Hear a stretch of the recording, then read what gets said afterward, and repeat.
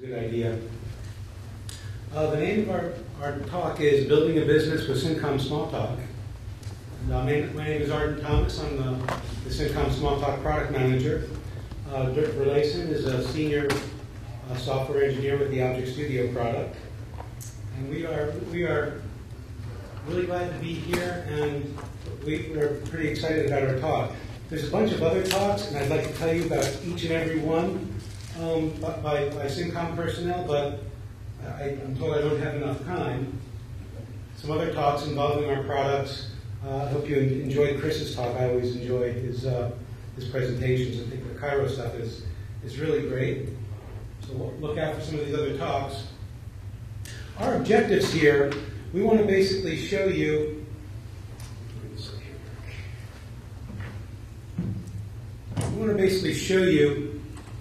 how to build software to support a real business.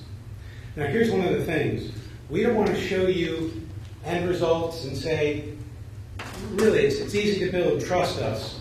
What we're going to do is basically, we're going to show you an end result, but before we get there, we're going to take a subset of that and basically build it live without an end and show you exactly how it's done.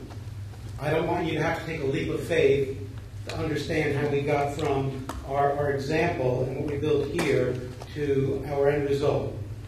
So what we're going to be showing you is how to do design modeling with the modeling tool, how to do code and framework generation, some examples of bidirectional development that's a capability within this product, how to do OR mapping and database creation with the mapping tool. We're going to show you exactly how you build client interfaces. That will be showing you some larger built-up examples.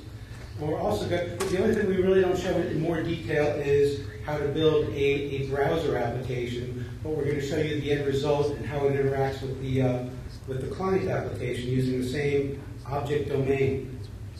So the Cincom Smalltalk arsenal, ObjectStudio, it's all about business, and VisualWorks is kind of the cross-platform do anything product. And both of these run on the Cincom Smalltalk Foundation, meaning they share the same core library and the same VM. So there's a lot of shared things. And the thing people may not realize, for example, if you're an ObjectStudio user, you have available virtually all the API in VisualWorks, you have the same stuff available. If you're a VisualWorks user, you may not realize you can use the tools you're going to see here today and generate things and output that and bring it into VisualWorks. So there's a lot that you can take advantage of which you may not be taking advantage of today. So the scenario that we set up here is that we've been brought in to fix a failed attempt to build software to support a recently started business. Here's a shot of the business, Innovation Fitness, if you can read that there. So as you may have guessed, the business is a health and fitness club. So it's a large club with a large open area, lots of machines, and there's 3 outboard independent rooms. One of those rooms is a spinning room. They have exercise bicycles. 2 other rooms are general purpose rooms with mats for specialized classes. Each individual room has a sound system.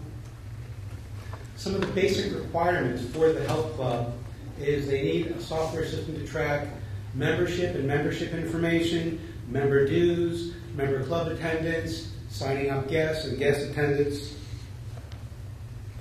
Once a month, the club sends out a monthly email newsletter to members. They want us to send out happy birthday emails to members. They want to send out emails doing club promotions. So they'll when they bring guests in, they're going to send out promotions to those guests. And once in a while, they'll buy a mailing list and send out promotions to those people. Because there's 2 things. So the club is our client. And one of the things that we need to do when working with that client is basically understand what's important to them. And what's important to the club is keeping their members happy and bringing in new members. So we need to always keep that in mind. That's what's important to our client. And we're going to be making a lot of suggestions. Hey, have you ever thought about this? What about this? Would this help you? And if it's for keeping members happy and bringing in new members, we're probably going to get their attention. Another requirement is for a web presence. They want people to be able to go to their site online, see the club hours, contact information. They want to see the class schedule online. And a new requirement they have is when you go into the club to do a class, the classes can fill up. So you have to sign in for a class basically to reserve a spot. What they want is for up to 2 hours before a class for you to be able to go online and reserve a spot. So that's one of the requirements. And we're going to meet that need. Some other things, don't forget, employees have to log into the software. You need to do regular backups. You need a backup plan. For example, what if the reader that logs members coming in fails? We need to be able to log them in manually. What if the computer system crashes? Well, you need a process. You can't basically just close the club and send everybody home. It's a business they need to keep running. So you need contingency plans, and you need to take that into account. So our starting point, what's salvageable? We have a database of current members. And it's not exactly in the format that we want to use, but we're going to show you how we can salvage that very easily. We're going to be using ObjectStudio, and ObjectStudio supports methodologies like Rumba, Code Jakobson, Worksprock, Fusion, and Freeform. We recommend if you're a larger group or this is new, that you choose one of the rigorous technologies here and go with that. If you've got a lot of experience with these and are a small group, you can even go freeform. So the process is basically this. We're going to go to our client, start off with a 30,000-foot view, understand the business, understand the terminology, take an inventory of everything they have. And the interview process is really critical here. We need to understand their business, develop lists and prioritize those lists so we make sure that we keep in mind what's important to our client. And details here are critical. They will specifically impact how we model and how we build the software to support them. So what we'll be doing is we'll be modeling what the client tells us. We'll be verifying that. We'll be sitting down with them and going through the model and saying, do we understand this right? And a lot of times it's not. It's like, oh, that's what I said, but I really meant this, or yeah, that's right, but that's not quite right, or oh, I said that, but So there's a lot of iteration here where you walk through the model with them, you verify it or change it. So you rework and repeat that until everybody's on the same page and happy. And this was actually a lot of fun for Dirk and I. What we did, I kind of played the business role of the liaison to the client. And he was the main developer. And we had a lot of this process. I'd say, Dirk, here's the scenarios, and he'd model that up. We'd go through them together, and we'd rework and repeat. So it was a very realistic process. It was a lot of fun. So we built use cases to discover actors and domain objects. Actors are a person or thing outside the system that interacts with it. A use case describes how an actor interacts with the system, and domain objects are other things that we need to accommodate in the system and keep track of. So some examples here for actors: a member of the club is an actor, a guest is an actor. All the different employees are actors in the system. So there's front desk employees, those people who greet you and smile when you walk into the club, help you check in or check you in. A membership coordinator, that's the guy or gal who gives you a tour of the fitness club, signs you up when you want to become a member. An instructor teaches the specialized classes that are done in the club. A trainer, like a lot of clubs, this club lets you hire a trainer to develop a personalized program for you and take you through those exercises. Some examples of use cases: sign up a new member, sign up a guest. The member checks in, checks out, a guest checks in, checks out. Notice it says check in, check out. All the health clubs that I belong to, they have check in, but this health club uses an RFID tag to basically automatically check members in when they walk past the reader that's at the front desk. Okay. Well, Dirk and I said, well, would it be of value to you if we use that same system to automatically check out the member? And they thought about that a little bit, and they said, well, you know what? Yeah, it would be of value, because Now I can see exactly how long a member is staying in the club, what hours of the day, and maybe they can use that information to figure out a way to attract more membership, which is very important to the client. So they were happy to hear that. We get some more information. You'll see there's some more ways that we can utilize this capability later on.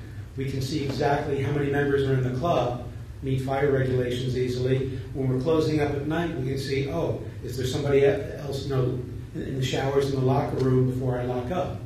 So some really useful information came out of being able to leverage some of these technologies that are already there.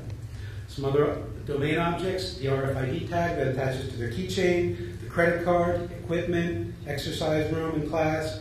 Another use case is sending a monthly newsletter email to all the members. And this is actually something a lot of businesses do. And by the way, we have a Cincom Smalltalk digest that goes out monthly. And in it are events happening, like this event you see in the digest, technical articles, support articles, just all things small talk. And if you're not getting that monthly digest now, I highly recommend you sign up. Jeremy in the back of the room, he'd be happy to sign you up. Give him your email. If you're not getting it now and you're interested in small talk, highly recommended. Another thing, we saw equipment. And we said, well, you know what? We have another idea for you, Mr. and Mrs. Client. We can get RFID tags that are motion sensing and attach them to any pieces of equipment that move. Then we can automatically keep track of use of the equipment within the club. And the client loved this idea because they can basically see which pieces of equipment are most popular, which ones are being used all the time, so maybe they want to buy more of those. And some pieces of equipment are never used. Well, maybe they want to remove those and replace it with something that's more popular, or maybe it's broken and they don't realize it. So they can go check those pieces of equipment out, make sure they're operating properly. So again, we're thinking of more ideas for our client, and they love a lot of the ideas. Some domain objects. We have a membership domain object, membership hold. This is where I mentioned the details are really important. A member, if they say go away on vacation for a month, they can put their membership on hold. So that was an important detail because we need to accommodate that within the software system that we develop. So what we're going to be using here to show you for this example is ObjectStudio. And ObjectStudio, we like to think of it as the business analyst thinking tool. And what's really novel about it, it allows business analysts, business architects, and developers to work together within the one tool. It's a Windows 7 certified piece of software. It has powerful object modeling and mapping tools that you're going to see here. It allows architects to blueprint their system. The code, it does more than just generate code. It kind of builds out a whole framework with scaffolding for you. And you can kind of go in and kind of fill in your application. And what's important to note, though, is this is white box. So what that means is, for example, if you use this generation and build this whole framework, and it's, they look at it and say, well, that's nice, but we'd like it always to work a little bit differently. We'd like it to also do this, or we like that, but we'd like it to be a little bit different. White box means is we give you all the source code to this. So you can go in and tweak it, change it, enhance it. Okay. Most systems like this are black box, where if you don't like it, tough. Another really important thing is round-trip engineering. What that means is basically the way most systems work is you do your modeling, then you generate your code. Now the modeler goes back and redevelop. Okay, then the developer comes in and makes changes here. Now the modeler comes back in, changes the model, and regenerates it and wipes out everything, all those changes the developer did. Okay, this doesn't work like that. It's bidirectional, meaning the architect is making changes up here, the developer is making changes up here, and you see the changes reflected at the other end. It doesn't wipe them out, it allows them to work together, which is an important distinction. We're going to show you how the OR mapping tools work and how to generate your databases and integrate those into applications. This supports most most popular databases, including object databases like Gemstone. It supports all the popular communication protocols, and like I mentioned, it's built on the Cincom Smalltalk Foundation. Some of the explorers that you're going to see here, like the Use Case Explorer and Design Explorer, you'll see in the demonstration that Dirk does. But there's other things available too, like a CRC Explorer. CRC is a technique called Classes, Responsibilities, and Collaborators, and it's just another technique, another tool that you can use within this. So we're going to show you basically how to build out the business domain with the modeling tool, how to do code and framework generation, enhance the behavior, a simple bidirectional example so you can see how that works. For the mapping, the object relational mapping tool, a typical scenario is that you build a model, create your domain models, create the tables, and that's what we're going to demonstrate here. Another way to do that is create your models, create your domain models, and map them to already existing tables automatically. And what it can't do, you can kind of manually go in and fix up. An atypical way, but sometimes useful way, is you've got tables, and you can automatically create your domain from those tables to quickly get that information into your system. Atypical, but we're going to show you scenario number one here. This is an example of the mapping tool that you'll be seeing. We mentioned that we had a salvageable database of members. We don't want to throw that away and start over again, but we don't want to be constrained by the format that the failed software tech people chose. But with the tools here, it's relatively easy to create a descriptor system, to read in all the old things, create our objects, and write them out with a new descriptor system. And you're going to see what the descriptor system looks like and how that's created. So this is relatively easy for us to salvage that old information. Interfaces, we're going to be showing you client, web. The RFID interface uses an ActiveX component. So with client interfaces, we're going to show you exactly how they're built, and then we're going to show you some interfaces that we built for the club. Web browsers, there's actually a number of different options. Seaside is a very popular framework where you can build in Smalltalk, and it generates all the HTML for your browser interface. There's other ones. We're going to use a different option called AdaWeb, which is something you can find on the Cincom Smalltalk repository. And we also did something that may be a typical scenario you may encounter if you're doing this kind of work.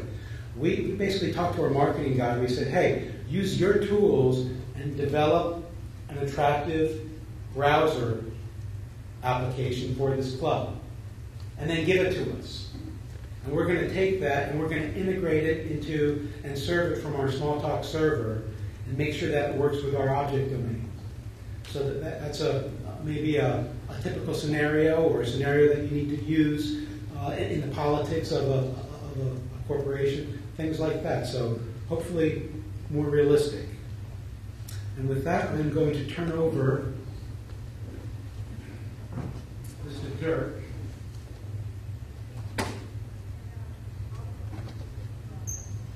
So what Dirk is first going to be showing you, he's going to bring up the modeling tool, and he's going to show you how to create person, employee, member, credit card, and arrange those, and then generate a framework based on those. That'll be where we start here.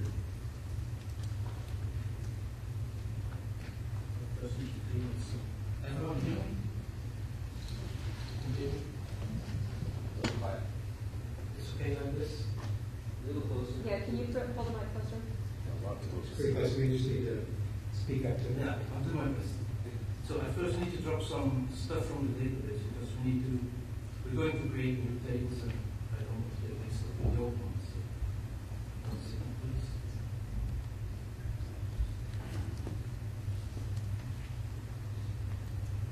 please. So once we build the things using the modeling tool, it's going to be generating a whole framework, make some changes in that framework. Then we'll also be moving on to showing you how some of the mapping works, generating tables, brand new tables in the database, mapping from those tables to our domain objects automatically.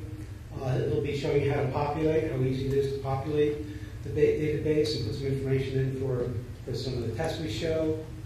Later building a client interface, and then retrieving information from the database and populating those interfaces.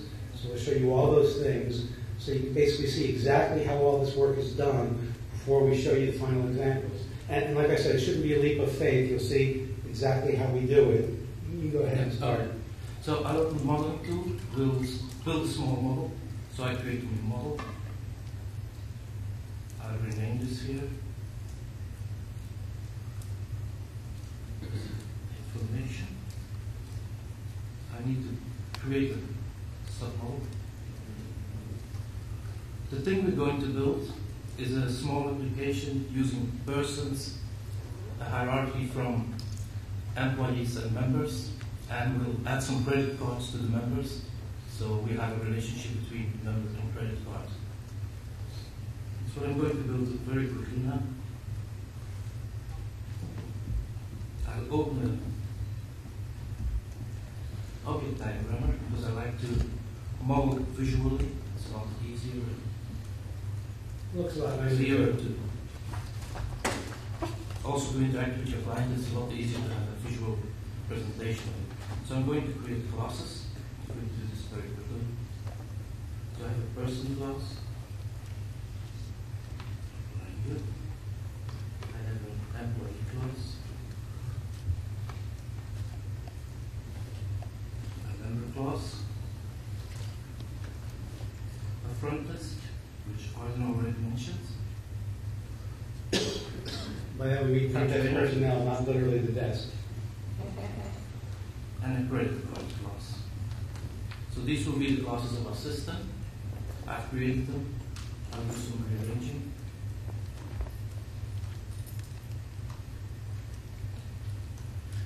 So these are tools that a business architect would actually use for laying out what the business looks like after the use case scenarios. So now we have some hierarchy to the system, and I tell the person is a superclass of employee, person is a superclass of member, employee is a superclass of the trainer, and employee is a superclass of front desk. If I don't specify a superclass, okay, this is supposed to be the superclass. Next step, we're going to add some attributes. I'll add attributes to person, member, and credit card. We're going to ignore the employee part. We just created it to show you that we can build complex hierarchies, but I'm not going to go further into that one. I'll start naming the attributes. The first one I need is an ID, because person will be a persistent class, and it will be a teacher. I'll create a first name, which will be a string. Last name, also string, an email, and I'll add a date of birth, which will be a date.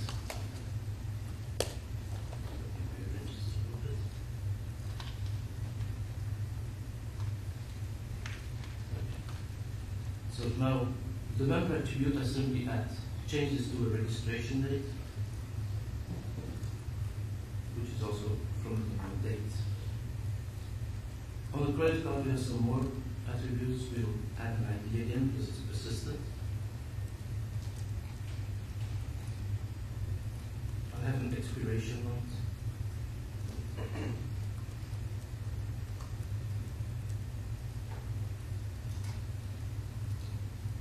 Expiration year.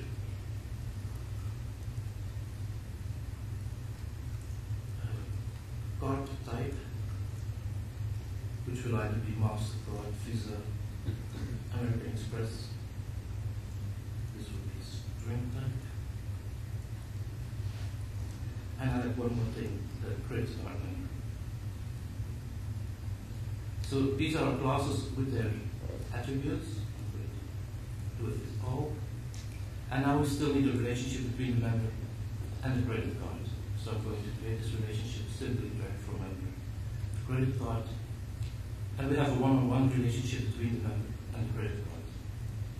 Now we're going to change this one because the member can have more credit cards. So I double click it. And I can specify that the member refers to 0 or more credit cards. And a credit card belongs to one member. I can change more details, like cardinality stuff, delete rules, or even change the name of the attribute. In this case, I want this to be credit cards, plural. And as you see, the model changed the attribute to credit cards. So this is the end of our modeling. We have our classes defined, we have the attributes, we have the relationships, we have the hierarchy. So we can start creating our code. First, I will show you that we don't have any of this code already in the system. It's a system browser. Dirk is just showing that the classes don't exist currently in the system that he's about to create. So I take the model tool again. I synchronize my implementation with the image. I tell the system where to generate the code. I take a package called Biopsy, and I start generating it. And you see that I have a lot of methods generated. If I open one, you see that this is a simple accessor, a getter for the date of birth. If I now go back to my class browser, you will see that I have a credit card class, I have a Biopsy package, and all the classes I created with the methods. We have accessors, we have some initialization code for the attributes, some code to maintain the relationships between the objects, and on the class side we have some domain initialization and some relationship initialization. Now, on our object diagram we have some more properties that we can change. For instance, I hate to see the methods on my diagram, so I can tell the system I don't want to see these methods. And he shows me back a nice diagram that I like to see. That's the first part of our modeling. Now I'm going with, I want to see the methods here. I want to show some things. So we talked about the round-trip engineering, and I'm going to add a method to our system through the class browser. From our members or from any person, we want to know their age when they enter the club, or when we want to ask them information. So I'm going to create a method called age. I have the code here already, so I'll copy this one.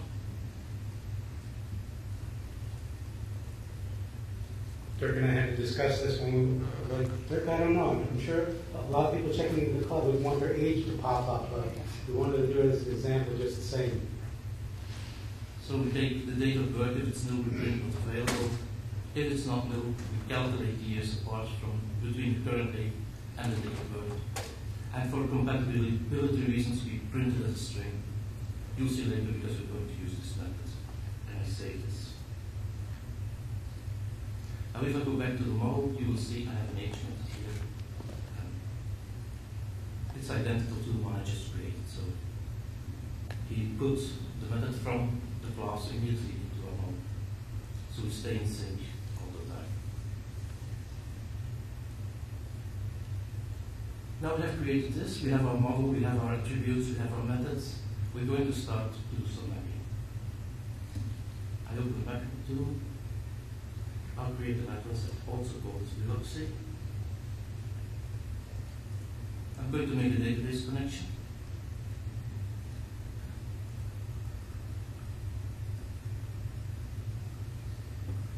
And the database we're using here is Postgres. You can use virtually all the popular databases.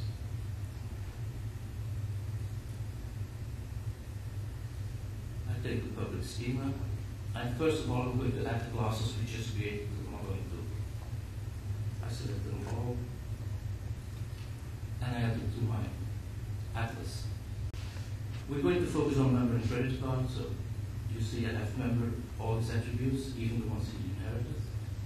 And I make a class from this one, so I create a class. And you see that the table name is the same as the class name, and the attributes are also derived from the attributes. The columns are derived from the attributes of the class. Also, the type of data is determined by the type that was defined in the model. I'm just going to change the ID because I like to use serial or sequence. for primary keys. So what Dirk is saying, he wants to make a primary key when he creates the database table, so he's putting that information in. But the neat thing is in the modeling, so basically all the information that you put in is used when the framework is generated for the system. I do the same for the credit cards.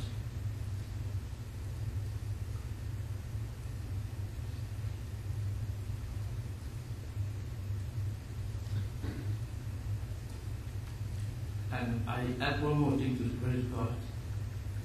Since it has a foreign key relationship, I'm going to define a foreign key constraint. It makes it easier for the mapping. So the member column refers to the ID of the member table. I'll add this to the system. And if you look now, I have a member table. I have a credit card table which has a foreign key constraint here. Reference tables. The tables are now created in the image, not yet in the database, so I simply generate them, generate all tables, and it's done. So the tables are generated in the database, the foreign key constraints are created, and the sequences are also created.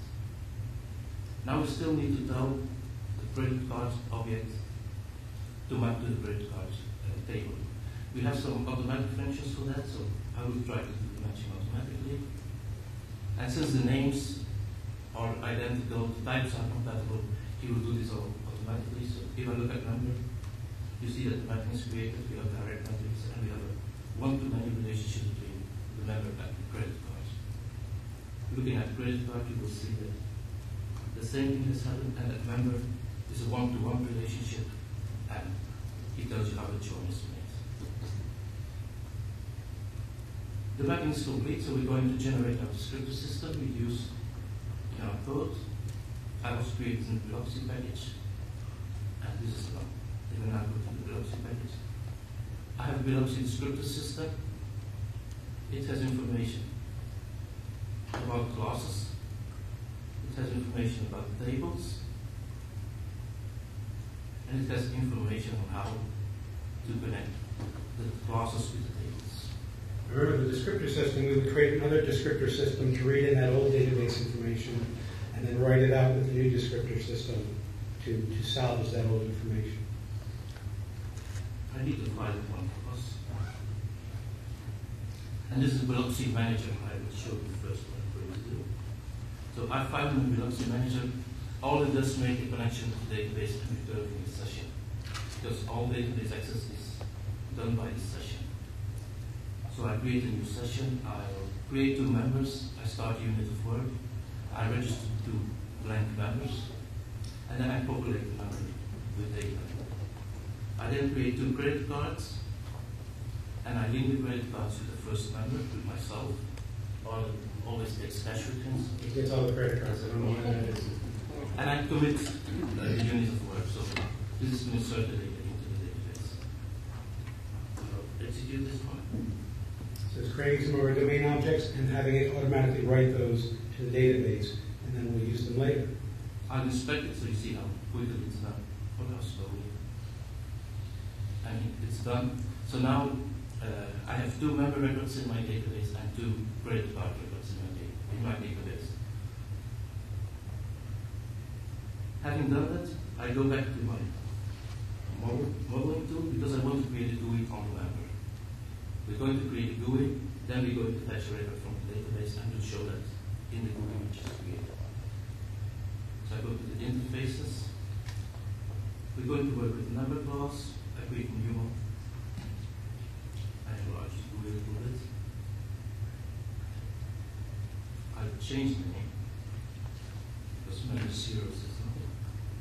So I'm going to make this the member editor. And I add some attributes for our member subject. So the first thing I want is the first name. And because the model was defined as being a string, the GUI builder knows that we need an entry field for this one. The last name.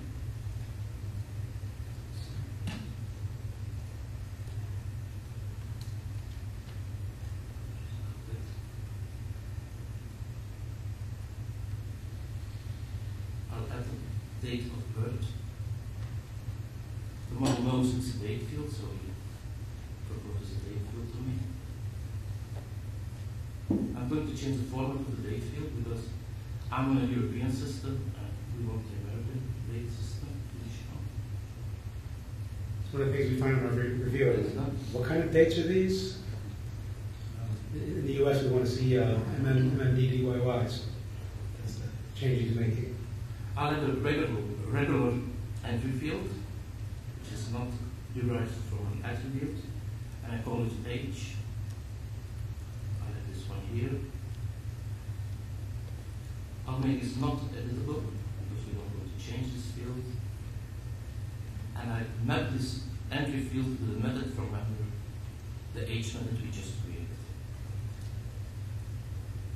So I map these are mapped. And now I'm adding one more attribute, which is a credit card. And credit cards is a collection, so I'm taking a number of these blocks. I'll add this into it.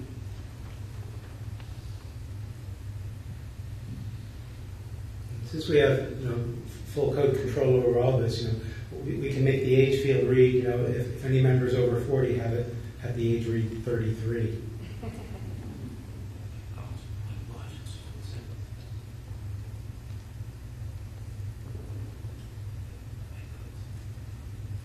I'm going to save this also in the Biloxi package.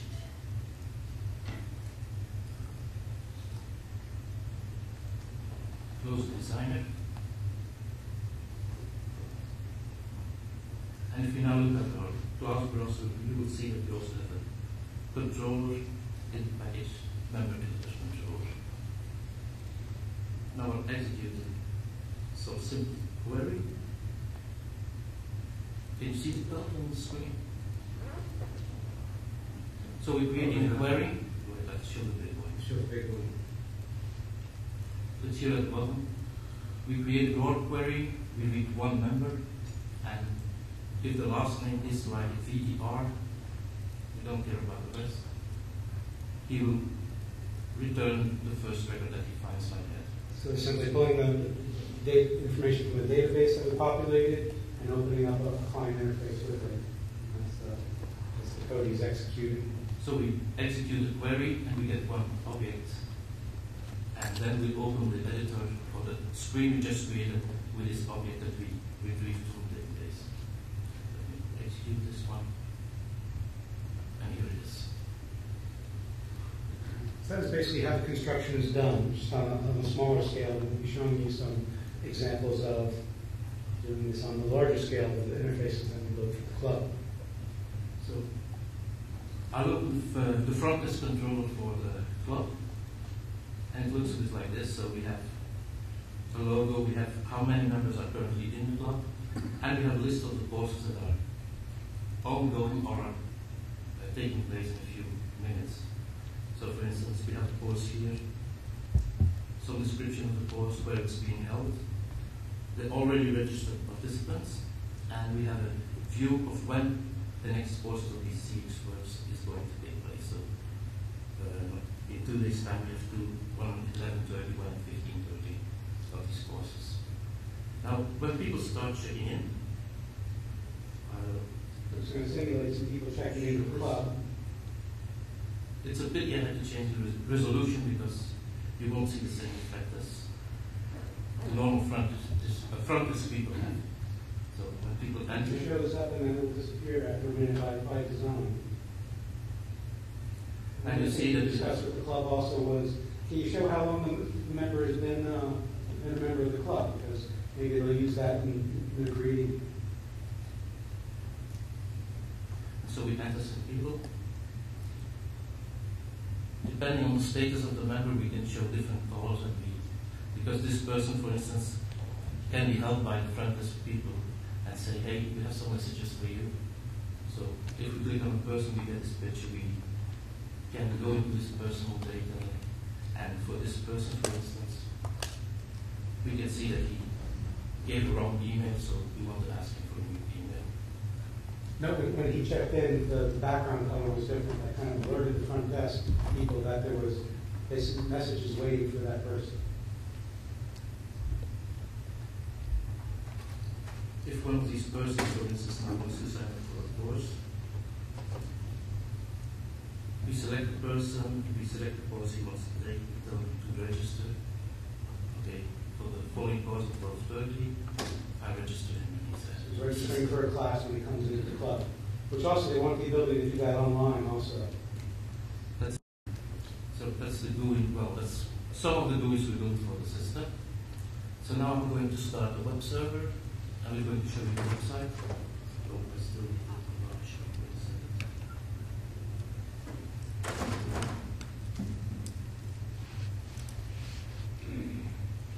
What time is it? Okay. I want to know which one I have to show. Dirk is asking about the time because remember you can sign up for a class 2 hours ahead of time. So if the system works, you can actually register that they become available when it's within that 2 hour time frame. So I start my web server, which is also a Smalltalk server. It's available on public repository. And once it's started, I can open the web browser. I surf to the website. And here it is. So this is being generated by our image using AWeb. And we have a whole bunch of stuff up here. And the main interesting is, of course, the schedule. If I click it, you see that you build a schedule from the current day up to following 6 days. If we want information about one of the classes, we click on it and he does something for me. He gives some information about the class. And classes that are starting within 2 hours, we can register for them. So in this case, I want to register for this class online. I have to give them my member ID, which is on my key card, and a password that you were given, and you register for it. You can have more screen to show you, but we're just going to show you what would happen in the client software at the same time. So automatically, the front of the screen will see that one person has additionally and registered for this course, and the name will also be here.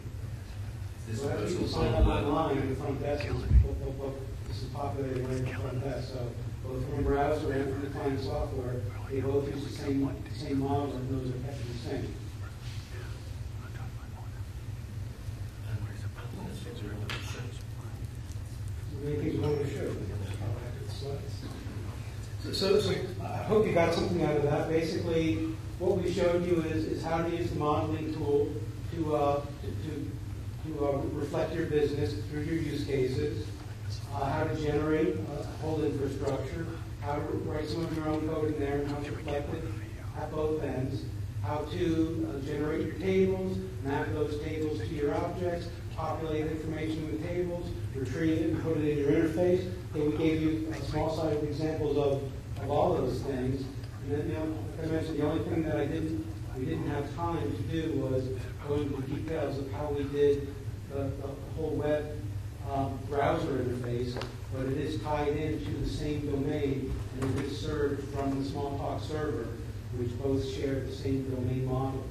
So if you've ever thought about using software to, using things like this to develop software for a small business, or even if you're an intrapreneur, which is an entrepreneur within a corporation to support things going on with your corporation, we hope that you've got some ideas here and see how this will be useful to you. And that is our presentation. Questions? Yes, Chris? What's interoperability between ObjectStudio and VisualWorks? If I have a large class hierarchy in VisualWorks and I want to use ObjectStudio to maybe look at class diagrams, or vice versa, if I want to start a new project in ObjectStudio and bring it into Visual Studio.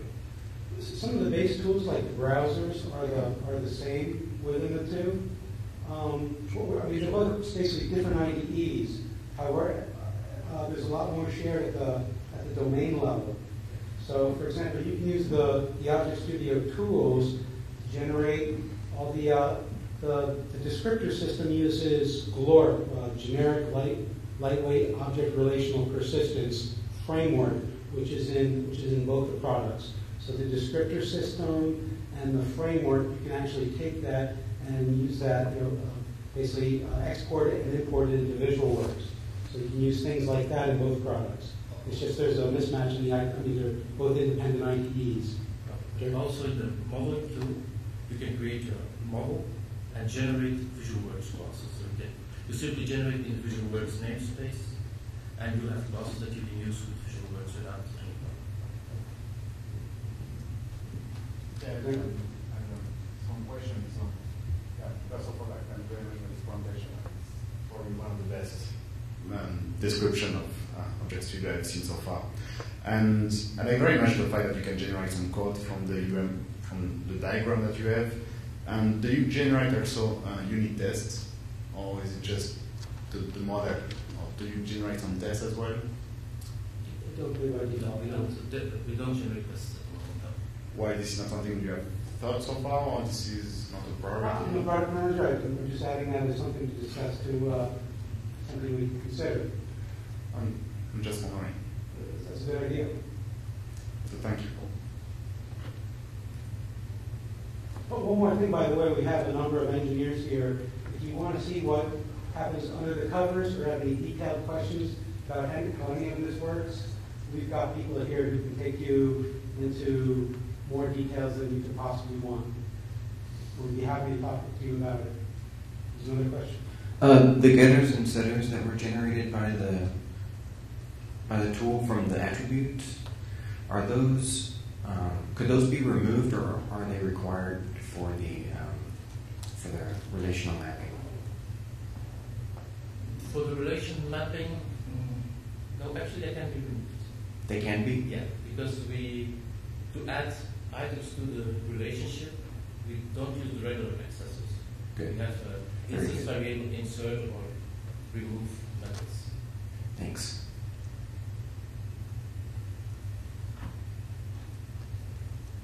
Okay, thank you very much.